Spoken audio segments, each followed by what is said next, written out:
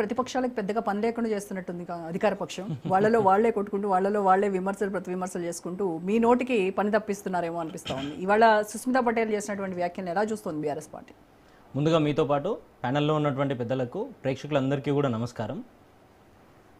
ముందుగా మా సోదరి గురించి ఒక్కసారి ఆలోచన చేస్తే వారు మాట్లాడుతూ వారి మాటలు మొదలు పెడుతూ మా రేవంత్ రెడ్డి గారు బీఆర్ఎస్ పార్టీ నాయకులను తొక్కుకుంటూ వచ్చిండ్రు అని చెప్తా ఉన్నారు. ఒక్క 4 రోజులు కేవలం 1 సంవత్సరంన్నర ఓపిక పడితే రాష్ట్రంలో ఉన్నటువంటి 2.5 కోట్ల మంది ఓటర్లు ఎవరెవరిని ఎక్కడ తొక్కుతారు, తొక్కితే ఏ పాతాళానికి పోతారు అనేది చాలా స్పష్టంగా కనబడబోతా ఉంది. దాన్నే మీలాంటి అనేక మంది జర్నలిస్టులు మీడియా సంస్థలన్నీ కూడా టీవీలో లైవ్ చూపించబోతా ఉన్నారు. మా సోదరి కూడా ఆ లైవ్లన్నీ చూసే విధంగా ఆలోచనలు చేయాలి. సరే, వారు ఇంకో మాట కూడా ఏం మాట్లాడుతూ ఉన్నారు అని అంటే, సుష్మిత గారి వ్యాఖ్యల దగ్గరికి పోవడానికి కొద్దిగా ముందు బీఆర్ఎస్ పార్టీలో ఫ్యామిలీ పాలిటిక్స్ ఉంటాయి అని చెప్తా ఉన్నారు. ఒక్కసారి ఆత్మవిమర్శ చేసుకోవాలి కదా మనం ఏం మాట్లాడుతూ ఉన్నామని. ఢిల్లీలో మొదలు పెడితే గల్లీ వరకు జవహర్ లాల్ నెహ్రూ గారి కూతురు ఇందిరాగాంధీ గారు, ఆ ఇందిరాగాంధీ గారి కొడుకు రాజీవ్ గాంధీ గారు, రాజీవ్ గాంధీ గారి సతీమణి సోనియా గాంధీ గారు, సోనియా గాంధీ గారి సుపుత్రుడు రాహుల్ గాంధీ గారు, రాహుల్ గాంధీ గారి సోదరి ప్రియాంక గాంధీ గారు, వీళ్ళే కదా కాంగ్రెస్ పార్టీని దశాబ్దాల నుండి నడుపుతా ఉంది. ఆవిడ కుటుంబ రాజకీయాలు అనలేదు, కుటుంబ కలహాలు అన్నారు. వాళ్ళ కుటుంబంలో ఇక్కడ కలహాలు. బీఆర్ఎస్ పార్టీలో ఫ్యామిలీ పాలిటిక్స్ ఉంటాయని చెప్పిండ్రు, స్పష్టంగా మాట్లాడినరు వారు. సరే, ఢిల్లీ నుండి గల్లీ దాకా చూస్తూ ఉంటే ఒకవైపు సోనియా గాంధీ గారి కుటుంబం ఏ రకంగా వెళ్తా ఉంది, ఈ రోజు వరకు వాళ్ళే నడుపుతా ఉన్నారు, మనం చూస్తూ ఉన్నాము. పార్టీ మొత్తం ఒక స్థాయిలో దేశం మొత్తాన్ని పరిపాలన చేసి దశాబ్దాల పాటు నడిపినటువంటి పార్టీ ఒక ప్రాంతీయ పార్టీ స్థాయికి ఈ రోజు ఏ రకంగా దిగజారినా కూడా ఆ కుటుంబాన్ని ఇంకా కూడా మోస్తానే ఉన్నారు వాళ్ళు. దాని మీద కనీస ఆలోచన ఉండదు. రాష్ట్రం విషయానికి వస్తే ఈ రోజు రేవంత్ రెడ్డి గారు ముఖ్యమంత్రిగా ఉంటారు. వారి సోదరులందరూ కూడా మిగిలిన 4 ఏ రకంగా ఎక్కడికక్కడ రాష్ట్రాన్ని పంచుకొని దోచుకుంటా ఉన్నారో మనం చూస్తా ఉన్నాము. అది కూడా పక్కన పెడితే ఇదే కోమటిరెడ్డి వెంకటరెడ్డి గారు మంత్రిగా ఉంటారు, వారి సొంత సోదరులు రాజగోపాల్ రెడ్డి గారు శాసనసభ్యులుగా ఉంటారు, ఉత్తమ్ కుమార్ రెడ్డి గారు మంత్రిగా ఉంటారు, వారి సతీమణి గారు శాసనసభ్యులుగా ఉంటారు. ఈ రకంగా చూస్తా ఉంటే అనేక మంది ఉన్నారు కదా. ఇప్పుడు మనం చర్చ చేస్తున్నటువంటి కుటుంబంలో కూడా ఉన్నాయి కదా, హరీష్ రావు. ఇప్పుడు మమ్మల్ని 1,000 పెట్టి చూపించినప్పుడు 4 సార్లు మిమ్మల్ని చూసుకోవాలి కదా, 4,000 మిమ్మల్ని చూపిస్తాయి అనేది మీరు గుర్తుపెట్టుకోవాలి కదా. ఈ రోజు మనం చర్చ చేయబోతున్నటువంటి ఇదే కొండ కుటుంబానికి సంబంధించి చూస్తా ఉంటే కూడా అసలు ఈ గొడవంతా ఎక్కడ మొదలైంది? రేవంత్ రెడ్డి గారు మా నివాసానికి గతంలో పిసిసి అధ్యక్షుడు అయినప్పుడు వచ్చిండ్రు, మా నాన్నగారిని ఎమ్మెల్సీని చేస్తామని మాట ఇచ్చి ఇప్పటికీ కూడా మాట తప్పినరు అని స్పష్టంగా వారి కూతురు చెప్పిండ్రు. ఈరోజు కొండా సురేఖ గారు శాసన సభ్యురాలుగా ఉంటారు, మంత్రిగా ఉంటారు.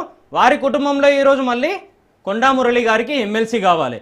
వారి కుటుంబంలో ఇదే కొండా సుష్మిత గారికి పరకాల శాసనసభ్యురాలుగా మళ్ళీ రేపొద్దున బీఫామ్ కావాలి. దీన్ని కుటుంబ రాజకీయాలు కావివి, కేవలం బీఆర్ఎస్ పార్టీలో ఉన్నవి మాత్రమే కుటుంబ రాజకీయాలు అని వీళ్ళు మాట్లాడుతూ ఉంటారు. రాష్ట్రంలో ఉన్నటువంటి 4 కోట్ల మంది నవ్వుకుంటారనే కనీస సోయి కూడా ఉండాలి కదా మనకు, మనం ఏం చెప్తా ఉన్నామని.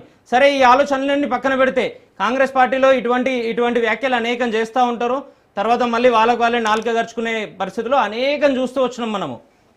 ఇవన్నీ పక్కన పెడుతూ ఈరోజు కొండా సుష్మిత గారు చాలా స్పష్టంగా ఏమని చెప్పిండ్రు అంటే, అనేక విషయాలు మాట్లాడుతూ ముఖ్యమంత్రి గారి కుటుంబానికి సంబంధించిన భూదాహం, మిగిలిన దాహాలన్నీ ఏ రకంగా ఉన్నాయి, డబ్బులు దాచుకోవడం ఏ రకంగా ఉంది అనేది చెప్తూ, మీరు నాకు కౌంటర్ కనుక ఇస్తే మీ కుటుంబానికి సంబంధించి మీ ప్రభుత్వానికి సంబంధించి పూర్తి స్థాయిలో జరుగుతున్నటువంటి అన్ని రకాల అవినీతిని అదే ప్రెస్ మీట్ లో పూర్తి స్థాయిలో బహిరంగంగా నేను ప్రకటించే పరిస్థితులు ఉంటాయని చెప్పినారు.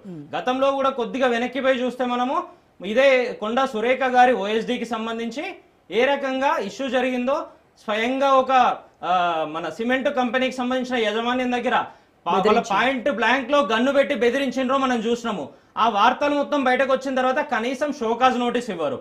ఈ రోజు కొండా సుష్మిత గారు కూడా షోకాజ్ నోటీస్ ఎవరికి ఇవ్వాలని మీరు అంటున్నారు? కొండా సురేఖ గారికి ఇవ్వాలి కదా, మురళి గారికి ఇవ్వాలి కదా, వారి కుటుంబ సభ్యురాలే కదా మాట్లాడుతా ఉన్నారు. సంబంధం లేదు పార్టీకి అంటున్నారు కదా. సంబంధం లేకుండా ఈ రోజు ఇదే రాహుల్ గాంధీ గారి ఫోటో, ఇదే సోనియా గాంధీ గారి ఫోటో పెట్టుకొని, ఇదే రేవంత్ రెడ్డి గారి ఫోటో పెట్టుకొని, ఇదే కొండా సురేఖ గారి ఫోటో పెట్టుకొని, కొండా మురళి గారి ఫోటో పెట్టుకొని కేక్ కటింగ్లు ఏ రకంగా చేసిండ్రండి. ఈ రోజు మా సోదరి ఇందాక ఇంకో మాట కూడా మాట్లాడుతూ ఉన్నారు, తల్వార్లతో కేకులు కోస్తా ఉన్నారు అని చెప్పి. ఏం మాట్లాడుతూ ఉన్నారు మీరు? కనీసం ఆలోచన ఉండాలి కదా.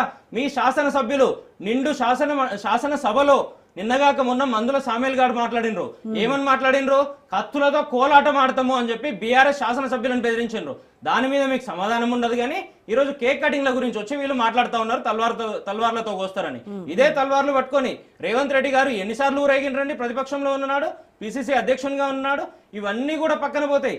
అసలు విషయానికి వస్తే కొండలరెడ్డి గారికి, రేవంత్ రెడ్డి గారి సొంత బ్రదర్ కి కొండలరెడ్డి గారికి 200 కోట్ల రూపాయల ల్యాండ్ ఏ రకంగా ఇచ్చిండ్రు అనేది ప్రశ్నించిండ్రు.